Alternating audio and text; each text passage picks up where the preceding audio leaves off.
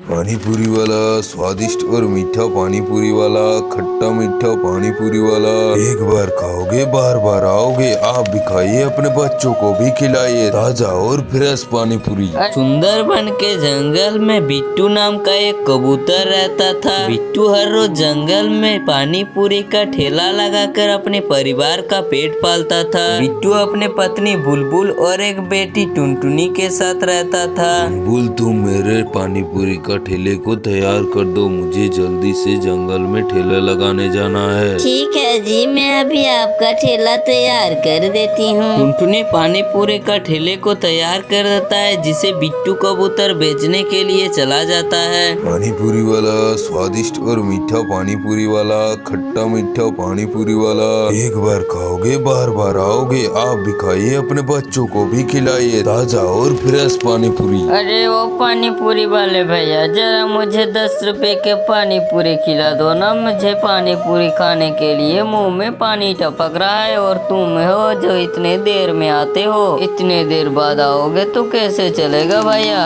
अरे ओ पानी पूरी वाले भैया, मुझे भी 10 रुपए का पानी पूरी खिला दो ना, मुझे भी खाने का बहुत ही मन हो रहा है। इस तरह बिट्टू कबूतर का आवाज सुनते ही जंगल के सभी पक्षी पानी पूरी खाने के लिए दौड़ पड़ता था। इस तरह बिट्टू कबूतर का कुछ ही देर में सारा पानी पूरी खत्म हो जाता था। दोपहर को टुनटुनी चिड़िया अपने पिता को खाना देने के लिए आती है। ये लीजिए पिताजी, मैं आपके लिए खाना लेकर आई हूँ, आप जल्दी से खा लीजिए, नहीं तो खाना ठंडा हो जाएगा। तब तक मैं आपका दुकान संभाल देती हूँ। और बिट्टू कबूतर खाना खा लेता है। ये लो बेटा, मैंने खाना खा लिया, अब तुम घर चले जाओ। लेकिन आपने तो मेरा इनाम दिया ही नहीं, तो मैं घर कैसी चली जाऊँ पापा? ओहो, मैं तो भूल ही गया। ये लो, जल्दी से पानी पूरी खा लो और घर चली जाना। टुनटुनी पानी पूरी खाकर खुशी खुशी घर चली जाती है। तुम आ गए बिटिया, तुम भी जल्दी से खाना खा लो, मैं तुम्हारे लिए खाना लगा देती हूँ। इस तरह खुशी खुशी उसके दिन बीत रहा था, लेकिन उसका खुशी ज्यादा दिनों तक नहीं रहा। एक दिन अचानक बिट्टू कबूतर बीमार पड़ जाता है। बुलबुल,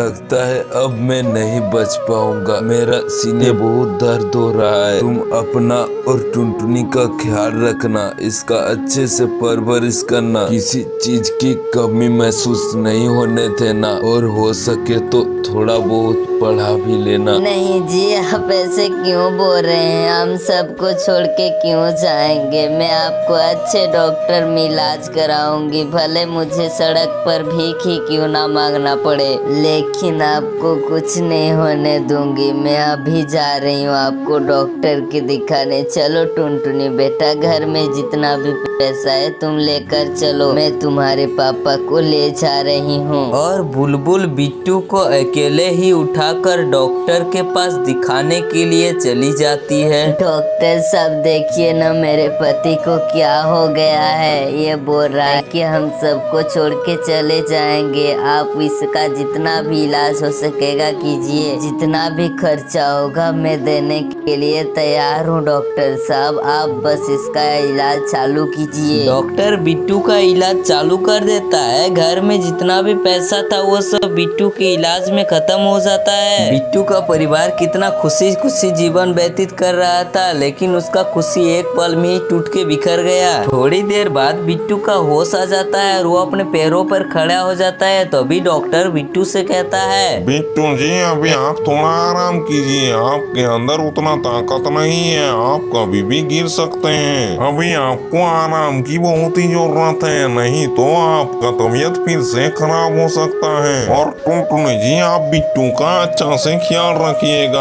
और इसका ध्यान रखिएगा, ताकि ये उधर उधर ना जाए, वरना इसका तबीयत फिर से खराब हो सकता है। ये लीजिए डॉक्टर साहब, मेरा गुल्लक और कुछ पैसा, आपका जितना भी बिल बना आप इसमें से ले लीजिए। टुनटुनी डॉक्टर को पैसा देकर बिट्टू को अपने घर ले चली जाती है। घर जाने के थोड़ी ही देर बाद बिट्टू अपने पैरों पर खड़ा हो जाता है। तभी बुलबुल उससे कहती है, बंटी जी आप आराम कीजिए, डॉक्टर ने आपको आराम करने के लिए कहा है। लेकिन टुनटुनी, मैं यदि आराम करूंगा तो घर का खर्च कैसे चलेगा? और यदि मैं जंगल में ठेला लगाने गया तो घर में 4 पैसा आएगा, जिसमें हमारा परिवार परिवार का गुजारा हो जाएगा। और मैं यदि आराम करूंगा तो जंगल में ठेला कौन लगाएगा। आप उसका टेंशन मत लीजिए जी, जब तक आप ठीक नहीं हो जाते तब तक मैं कुछ दिनों तक जंगल में पानी पूरी की ठेला लगा लूंगी। जब आपका तबीयत सही हो जाएगा तो आप ही ठेला लगाने जाइएगा। नहीं बुलबुल, मेरे होते हुए तुम लोगों को काम करने की कोई जरूरत नहीं है। यदि मेरे जीते जी मेरी पत्नी काम करने के लिए जाए तो मेरा क्या इज्जत रह जाएगा। तो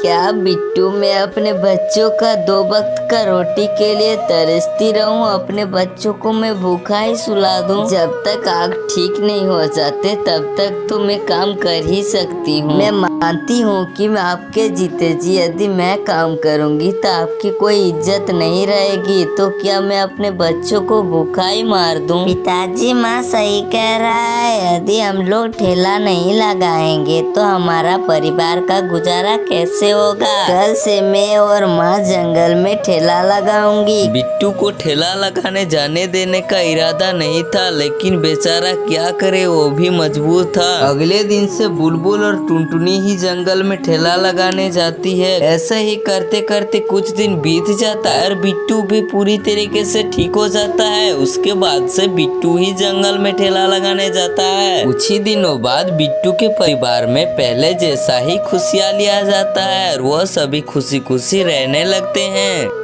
यदि हमारा वीडियो आपको थोड़ी सी भी पसंद लगी हो तो हमारे वीडियो को लाइक कर दें, साथ ही चैनल को भी सब्सक्राइब कर दें ऐसे रिलेटेड वीडियो देखने के लिए।